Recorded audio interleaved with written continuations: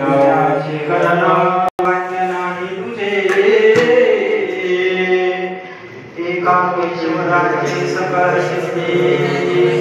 हरी पुण्याची गणना कोण करे